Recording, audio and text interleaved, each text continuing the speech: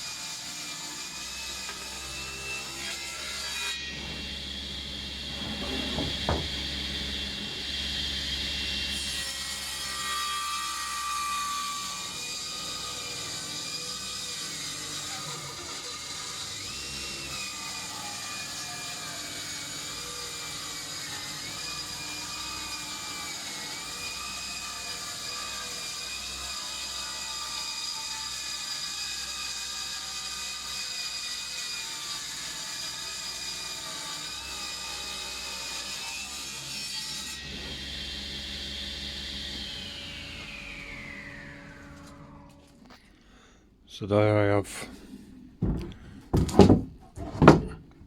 two legs, a head and a sill. This is 180. I want to finish about 170 something, whatever I can get out of it. These are cut at just over 100mm.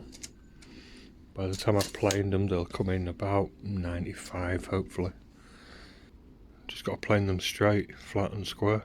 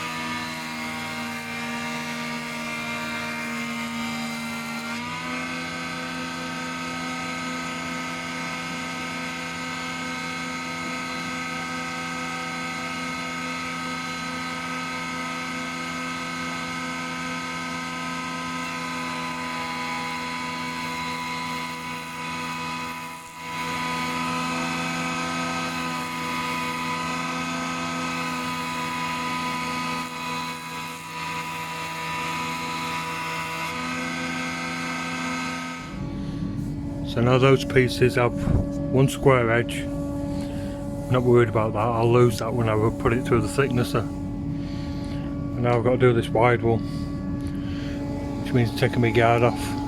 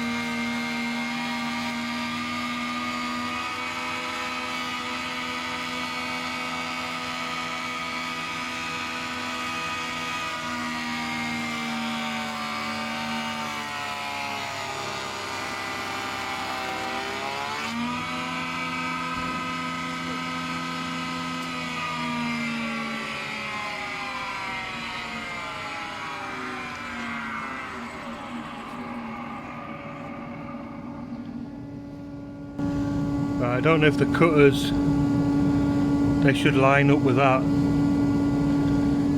so that as you're doing stuff like that it drifts away from the fence a little. But what I've got now is that should be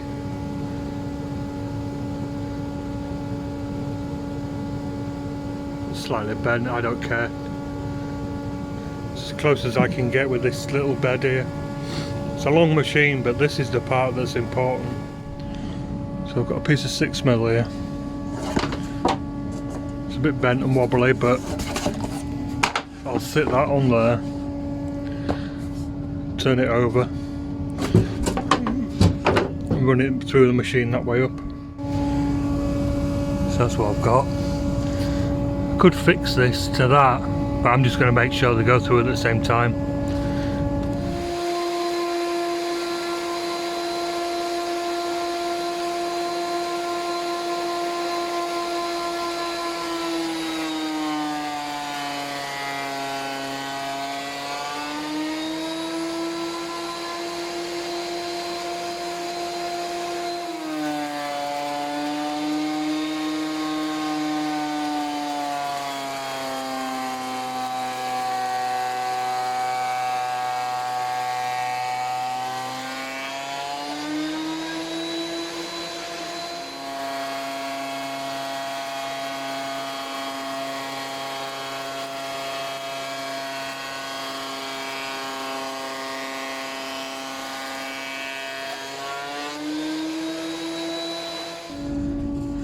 Right, so now I have that.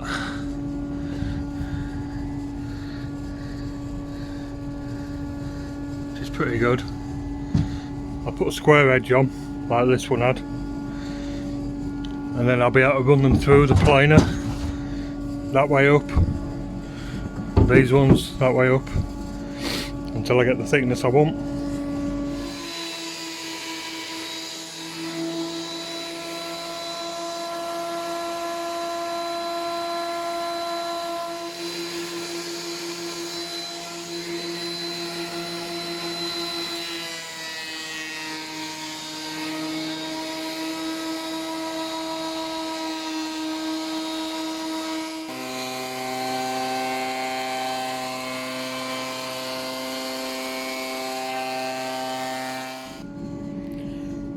Right, so I planed all of these to thickness, and then the final pass I turned over and just took 0.5 millimetre off the side and the edge that I've done on here, because you get like little ripples. So they're finished. They're pretty straight. I've just got to finish this one. I can't really put it through on the thicknesser. The thicknesser might go up that far, but don't really like that. So I need to just run this over the jointer just once, but I need it to be parallel, so I'll run it through the saw again, cut it parallel take my time. I'll accurately cut it and then run it over at jointer just to clean up that sawn edge.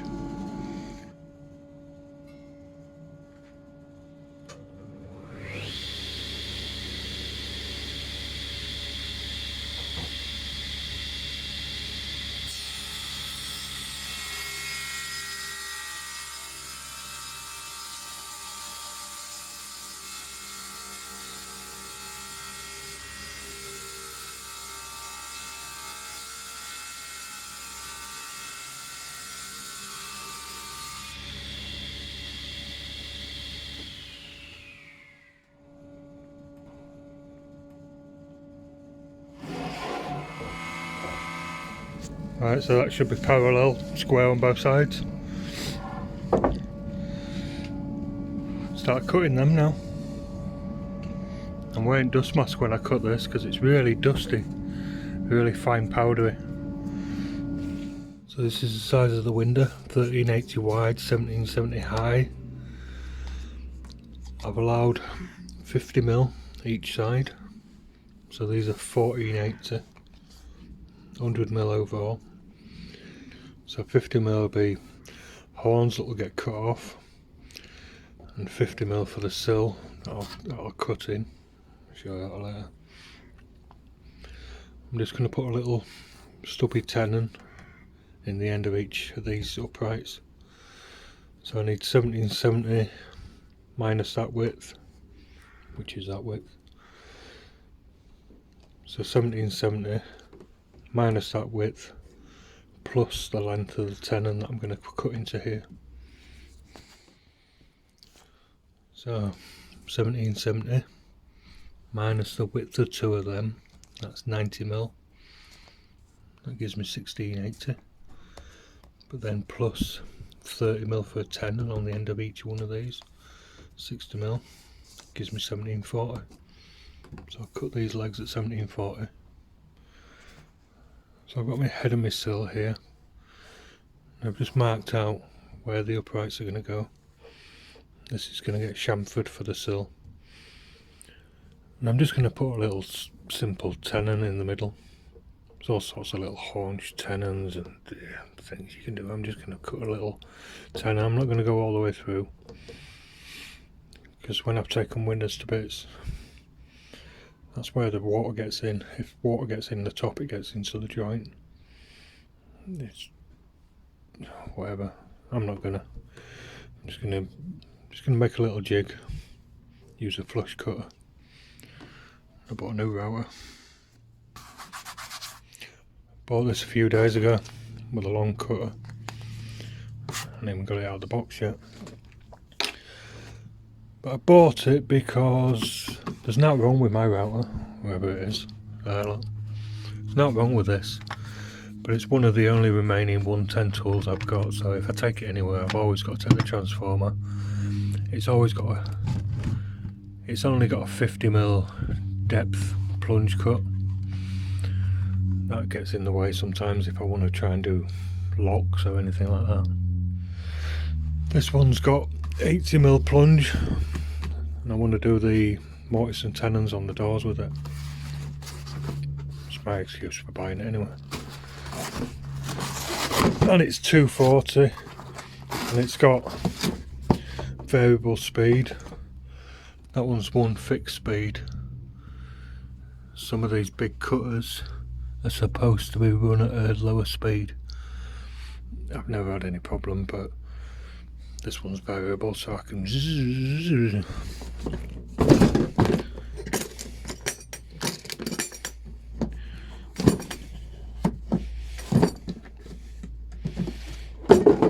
Ta-da!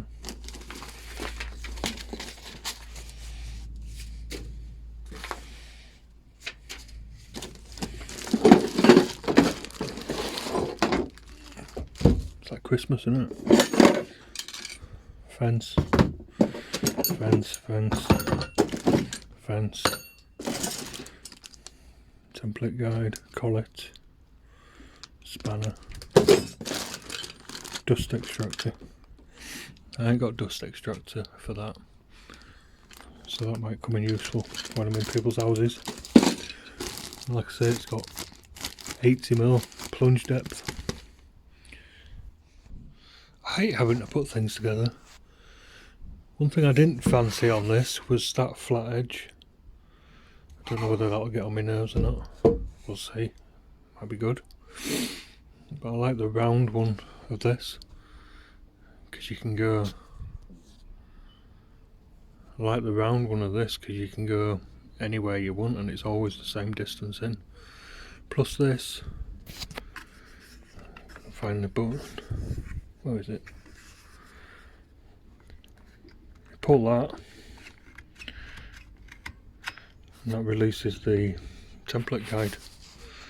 This one, 2 little screws to hold it in place. I'm going to lose them straight away. Sod's losses, I will.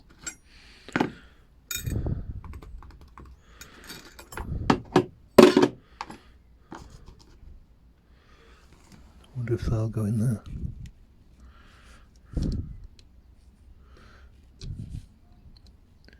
I'll put them in there, I'll lose them, what? Right, so can I putting these things together? That looks like it's a reducer to go in there. That'll be in the way at the moment.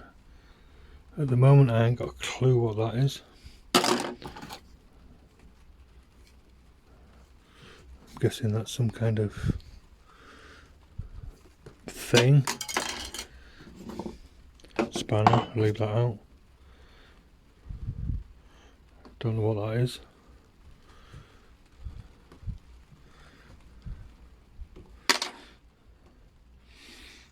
Wish the Makita had an 80mm drop on it, 80mm plunge on it. Because when I bought it, see the fence is here. There's no screwing it together. Like this one, I had to screw it all together. Came out of the box like that. Put it in the machine and you're off. I lost one of these little nuts almost immediately. It just went off somewhere. No idea where. Like magnet on the floor. Quite a strong magnet here. No idea, it might turn up. But luckily I had one. The only one I had was a nylon one, you know, with a nylon thread in it.